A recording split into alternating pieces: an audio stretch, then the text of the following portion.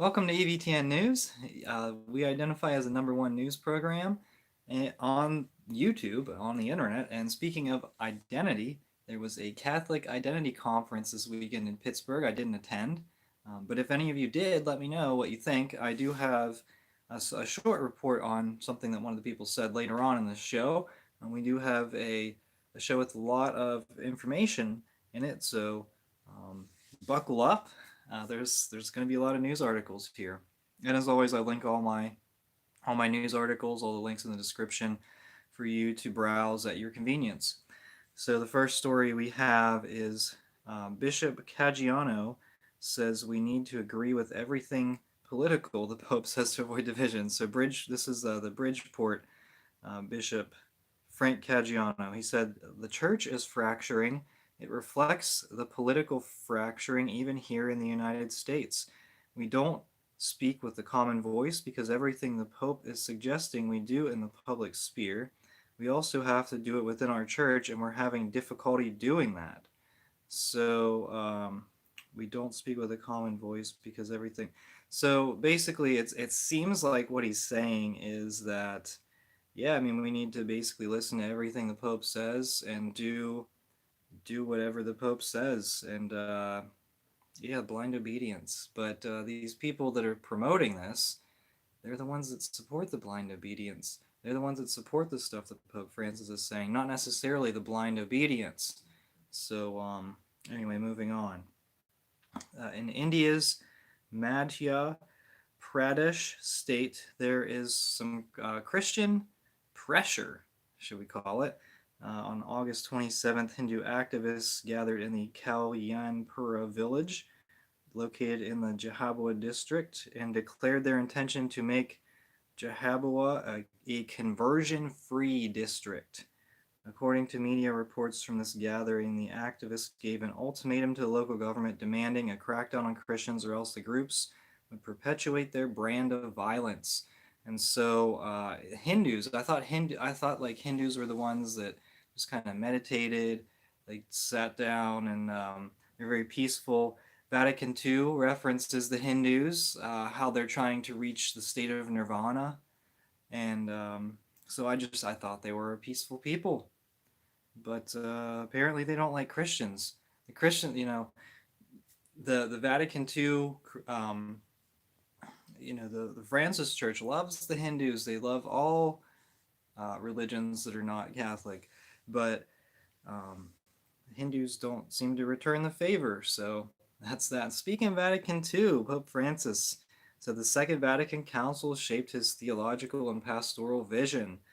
He said, quite simply, the Council has entered into our way of being Christians and of being church, and throughout my life, my intuitions, perceptions, and spirituality were simply generated by the suggestions of the doctrine of Vatican II. What does that even mean? Was there a doctrine that was stated at Vatican II? And I think a lot of people are saying no, there wasn't. So what does Francis even mean here? But the problem is the bad guys have hijacked Vatican II to the point where they're quoting it for their own modernist ideas. And Pope John Paul II actually referred to the doctrines of Vatican II. And Ecclesia Dei, he said something about new doctrines, and I'm reading that and I'm thinking, well, Vatican II, like both Pope John the 23rd and Pope Paul VI, the two Vatican II popes, both of them said that Vatican II was not part of the extraordinary magisterium. So there was no new doctrine stated at Vatican II. Both of them acknowledge that. So what's Pope Francis? What does he mean here, and what did John Paul II mean in Ecclesia Dei about the new doctrines of Vatican II? I don't know, and this is certainly a question that I don't know. I wouldn't say it's concerning, but it's one of those ones that just kind of baffling because they're not. And if you look at it, people are saying, "Oh, well, it's not as Vatican II intended." Well, I'm gonna make a statement here. I think that new doctrines were not the intentions of the Second Vatican Council. Okay. The Malaysia Archbishop bans the unjab from Mass. This is Archbishop Julian Liao. And the celebration of Mass had been prohibited by the government since May 3rd. And so you can kind of get a perspective here is that the masses are opening up, and this is probably the only way where the government legally allows, that would legally permit churches to open up, which is crazy to think about. And now there is a pre-registration that would also be used along with seat numbering in order to conduct contact tracing as part of the information necessary to attend church. Catholics must provide their name, contact details, temperature reading, time of visit, places visited in the church/chapel compound, either via an app or on paper. And confession is left to the discretion of the parish priest. So they didn't have confessions? They didn't have confessions since May 3rd? Is this what I don't know if this is true or not. Uh, but then you also have to you have to register your name. Now, I believe that there are a lot of Muslims in Malaysia. I don't know the whole situation in that region, but man, I mean, given information, and I usually don't reference the live chat until later, but I see Advolantis says Happy Pachamama anniversary, Francis. Is this Pachamama's anniversary? I knew it was coming up, but is today the day? Let me know. Okay, so there's a new bishop of Brooklyn, and he has an interesting history here. This is from LifeSite News. Bishop Robert Brennan, formerly of the Diocese of Columbus and Ohio, removed. So he is the new Bishop Robert Brennan is the new Bishop of Brooklyn, New York. He was formerly of the Diocese of Columbus, Ohio, and he removed Father Joseph Klee from his parish in June 2020 after this priest displayed pro-marriage banners angering the LMNOP community. So Father Klee, Bishop Brennan wrote at that time that Father Klee had shown a pattern of making communications to a broad audience on a variety of contemporary issues, which are frankly divisive. He said, while these communications seemingly present Catholic moral teaching, they are often offensive and disrespectful to the human dignity of persons. Father Klee has been repeatedly warned about making these divisive communications and ordered to cease doing so. Further steps are being considered at this time. So this priest was supporting the Catholic belief of marriage, and the bishop removed him from his parish because LMNOP activists were angry. So this is crazy. We're gonna basically give a platform to the people that are not Catholic for priests saying something in support of the Catholic faith, and I don't know. He'll fit in well at Brooklyn. So if you're in Brooklyn, sorry.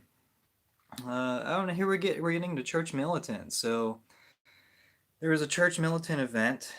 The Church Militant filed a lawsuit against the city of Baltimore for supposedly banning their rally scheduled near the hotel at the same time the USCCB meeting will be held in November. So Church Militant has sort of like an anti-USCCB rally where they have speakers, they have prayers, and it's an interesting thought.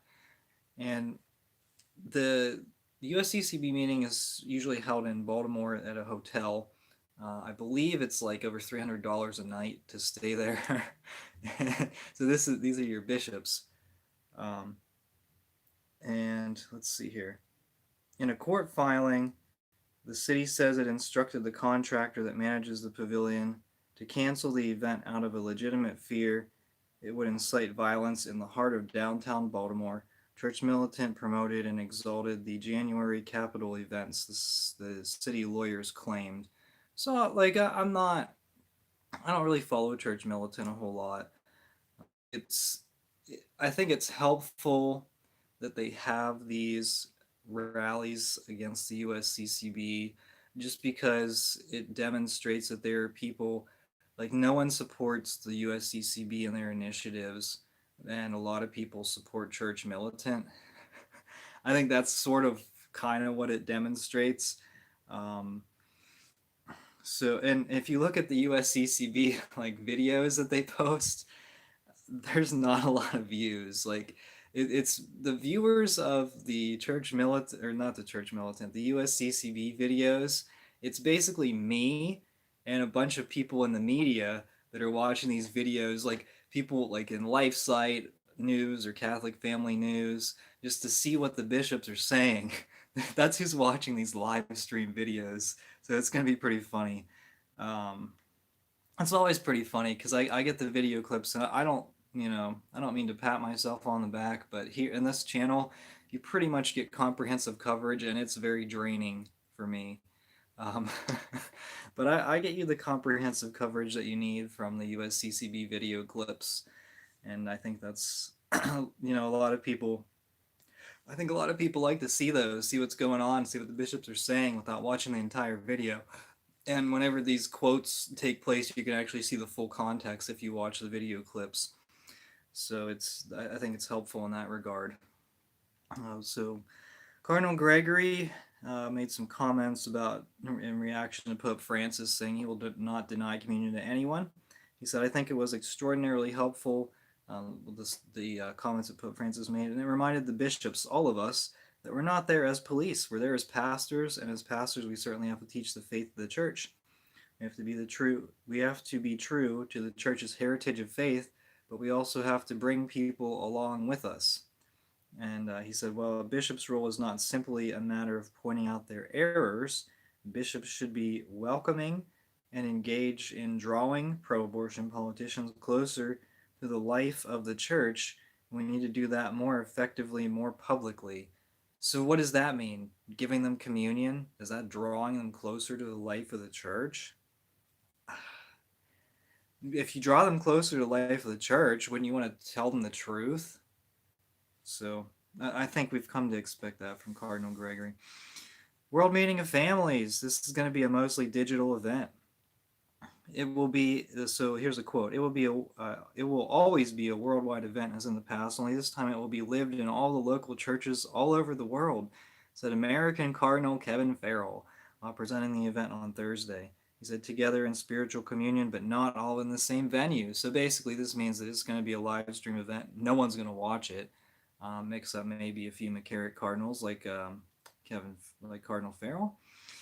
And the Vatican's Dicastery for Laity, Family, and Life is headed by Farrell, and this dicastery is organizing the event.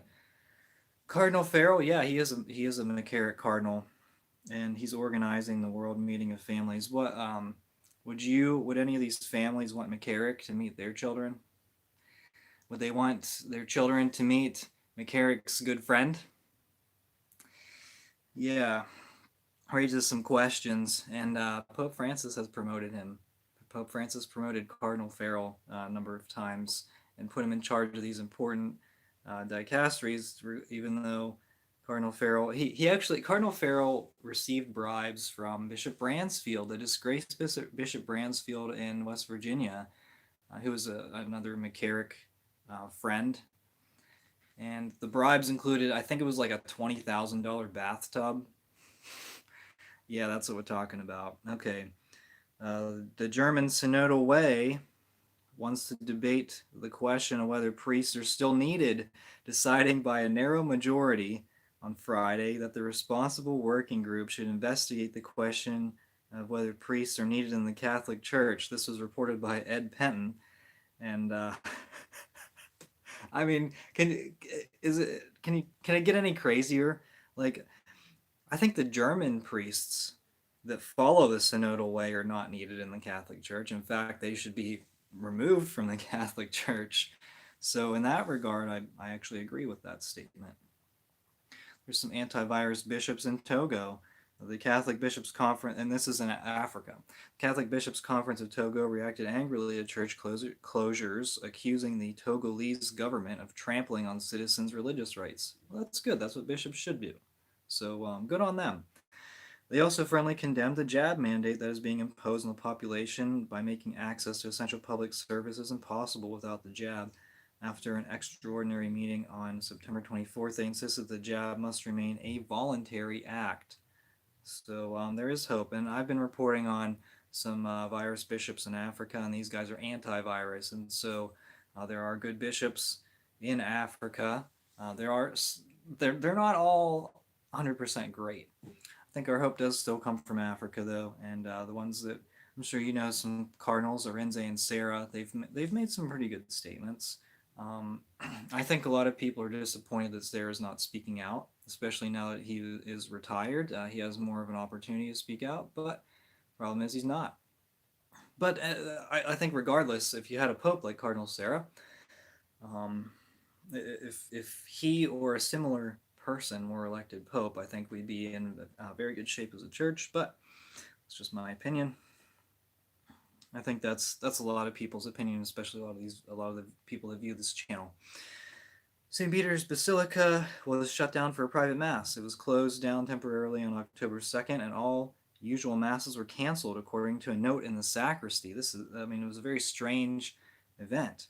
Um, the entire basilica was reserved for a closed group attending a Eucharist at the main altar and a catechesis by Father Fabio Orsini. Um, this decision is a strange decision, surreal and draconian. This event could have taken place at a reserved side chapel, and so far during the masses in St. Peter's, visitors were allowed to either take photos, were allowed to enter, take photos, and talk. So this is certainly an interesting event. What were they doing at the private mass? Was it a Pachamama ceremony? Um, yeah. So I don't know. Why was it closed? Who really knows? In Ireland, some not so great news from Ireland. Just 4 men are entering the seminary. They started studying for the priesthood for Ireland's 26 dioceses this autumn, with the further two catechumenal way students entering that movement's seminary in Dundalk for the archdiocese of Armagh. When ordained, the neo-catechumenal students traditionally serve for a period in the diocese before being reassigned overseas. A further 10 men will begin a pre-seminary year, raising hopes that they will proceed to seminary next year. 10 men in the whole country of Ireland are doing pre-seminary. Ooh boy, that's not good. They do have some. Apparently, they have a lot of nice churches. Hopefully, they'll have enough priests to staff those churches. But if not, we could always sell it to the SSPX. I know the Institute of Christ the King is in Limerick, and I like their live stream masses. It's a beautiful church, and good stuff. But I don't know. We'll see. There are more Irish SSPX seminarians than regular mainstream seminarians. Thank you, RJC. So that's I guess that's encouraging for the future of Ireland, right? The future is tradition, and that's where it's going. And speaking of the future, the Archdiocese of Cincinnati to merge parishes. Now, the Pillar had a pretty in-depth analysis on this. They said the Archdiocese of Cincinnati announced on Friday a restructuring initiative that could eventually close 70% of archdiocesan parishes. The process will begin by clustering the 208 parishes of the Archdiocese into 60 families of parishes, which will share pastors, staff, and infrastructure, but initially remain canonically independent. Well beyond Cincinnati, the initiative is worth watching as its approach may well become a model for institutional downsizing in dioceses across the country, especially in the Northeast and the Rust Belt. And if you've been paying attention, I've been talking about the Diocese of Pittsburgh, how they merged a lot of parishes, and they have like one, I don't know if they call him a senior pastor, probably just a pastor, and then a few parochial vicars. So some of the priests may have been like demoted in a certain regard. But this certainly is a situation, a restructuring that will happen in probably a lot of dioceses. Now, clustering 208 parishes to 60, that probably fits more with the number of priests that they have in that diocese. So priests were probably already covering 2, 3, 4 parishes. Most of them are probably covering that many parishes already, and so clustering sort of makes it a little more efficient. And Archbishop Schnurr is, I think he's 73, so he has like 2 years before he retires, and so this was probably his last big big decision that he had to make. But if he didn't do it, then someone else would have had to do it right away. But he doesn't have to worry about closing parishes. That'll probably fall on the on the shoulders of the next bishop. But yeah, I mean, I don't know what else you would want to do. So it's interesting here. Okay. Oh, here's an interesting message from Pope Francis. He was talking to some youth, they're young adults involved in the economy of Francesco. That's what this organization is called. It's an eco-theology group. He said, Mother Earth is groaning and warning us that we are approaching dangerous thresholds. You are perhaps the last generation that can help us. I am not exaggerating. I mean, that's that's a pretty eco-theological statement, you know. um, Mother Earth is groaning and warning us that we are approaching. So this is eco-apocalypse. That's kind of a cool word, eco-apocalypse. Maybe I'll name change the name of the channel to eco-apocalypse. Because this is what he's talking about. He said this is perhaps the last generation that can help us. So unless we don't do something, and what is he talking about? Is he talking about like planting trees, or is he talking about population control? Uh, that's I don't know, but there's all this reference to Mother Earth, um, the cry of Mother Earth. It's yeah, pantheism. So I'm gonna move to the Catholic Identity Conference. Uh, Diane Montagna, have you heard of her? She's a journalist, I believe. She works for the Remnant now, and she spoke at this Catholic Identity Conference. Began her address at the Catholic Identity Conference focusing on Traditiones Custodes and the hidden story behind the anti-TLM motu proprio. Matt Gaspers was tweeting this. He said, according to Vatican sources, the CDF had a plenary session in late January 2020 regarding the former Ecclesia Dei Commission that was suppressed by Pope Francis in January 2019. So that's not this past January, not this January, but the past January, so over a year and a half ago. And this during which Cardinals Parolin, Ouellette, and Versaldi pushed for restrictions on the TLM. Note, the CDF plenary session in January 2020 took place 4 months before the survey of bishops about the TLM was sent to the world's bishops in May of 2020, which means that Francis' claim that he was simply doing the will of the bishops is false. So she caught him in a lie. And finally, the final subject I have here, it's a pretty big one. German Catholic leaders, a German synod of bishops and lay Catholic leaders voted Friday to approve clerics blessing LMNOP partnerships, rejecting a Vatican decree forbidding the practice. German church leaders voted 168 to 28 with 5 abstentions to adopt a draft statement on sexuality that includes a resolution saying that LMNOP partnerships who want to take the risk of an unbreakable common life should be able to see themselves placed under the blessings of God. So 168 to 28, that's a overwhelming consensus. And so who is involved in this? Well, the church leader's statement is subject to revision at synod meetings next year, and the approval of the final version will require a supermajority of 2/3 of the 69 bishops participating, 65 of whom are taking place at this week's meeting. The count on Friday didn't break down the vote between bishops and other members, so there's only 65 of these votes, 168 to 28 were bishops. However, if you break that down, if you say every single bishop voted against it, every single of the 65 bishops participating voted against it, there would still be a majority of bishops, because 65 minus 28, that still leaves you with the majority voting in favor of LMNOP partnerships, directly contradicting the Vatican in this statement. And more, I want to say probably more importantly, they're contradicting St. Paul. And so that's not ever good. I'm going to look at the live chat here. Wow, there's a lot of people commenting. So happy Pachamama Day. This is today's day. We're getting confirmed. We are not the police, except if you reject Vatican II or want the old mass. Did Parent Ryan receive bribes from Bishop Bransfield? I don't know. Someone's gonna have to do some more investigations, but I forget. Was it the Washington Times? Washington, is that what it is? Is it the Washington Post? I don't know which one investigated Bransfield's corruption, but it was pretty interesting. It was a very in-depth, very detailed study. I believe it was like 600,000 that he wasted of church money. Um, can we investigate if Bergoglio is still needed in the Catholic Church? Togo is not to be confused with Tonga if you're from Rio Linda.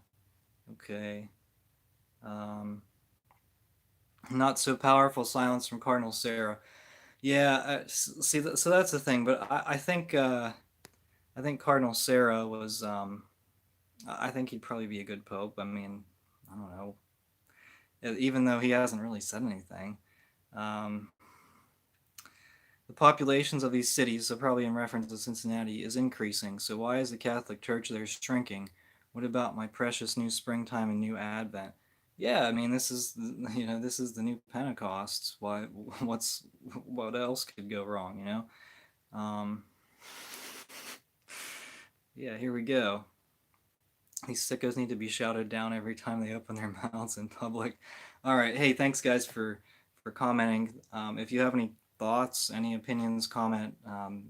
After this live stream, I'm always happy to hear your comments. So thank you so much for watching. This has been EVTN News. We are the laity, and we will not be silent.